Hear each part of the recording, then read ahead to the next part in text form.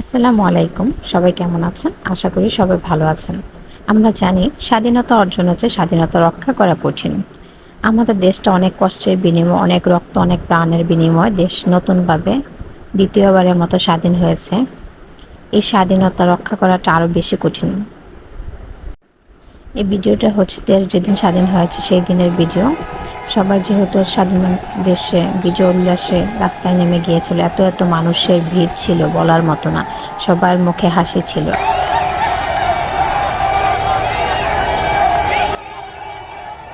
আমিও চলে গিয়েছিলাম ছেলেকে নিয়ে বিজয় উল্লাস দেখার জন্য। যেহেতু আমরা মুক্তিযুদ্ধ দেখিনি, ভাষা আন্দোলন দেখিনি, কিন্তু কোটা আন্দোলন দেখেছি।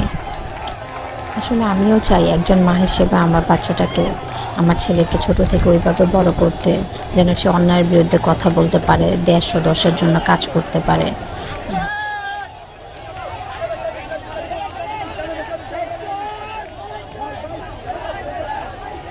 এই যে এত এত ছাত্ররা মারা গিয়েছে, তাদের জন্যই কিন্তু আমাদের দেশটা নতুনভাবে স্বাধীন হয়েছে। তাদের এই অবদান আসলে কখনই ভোলার মতো না। তাই আমাদের উচিত সবার আসলে নিজ নিজ জায়গা থেকে দেশের জন্য কাজ করা। দেশটা আসলে কারো একার না, সবার। তাই সবারই উচিত নিজ নিজ জায়গা থেকে কাজ করা। কখনো এত রক্ত ঝরতে দেখিনি, এত প্রাণ চলে যেতে দেখিনি। সব কিছুর বিনিময়ে আসলে দেশের এই নতুন রূপ, দেশের স্বাধীনতা খুঁজে পাওয়া, দেশের মানুষের কথা বলার স্বাধীনতা খুঁজে পাওয়া, সব কিছুর বিনিময়ে আসলে সুন্দর একটা বাংলাদেশ আমরা চাই।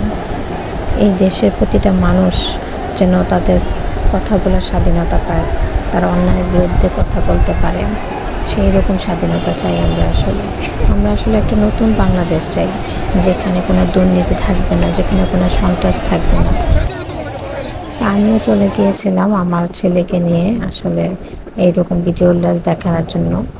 সে এখন অনেক ছোট, কিন্তু তার এই পরিস্থিতি, এইগুলো দেখে অবশ্য তারও অনেক কিছু শেখার আছে, জানার আছে।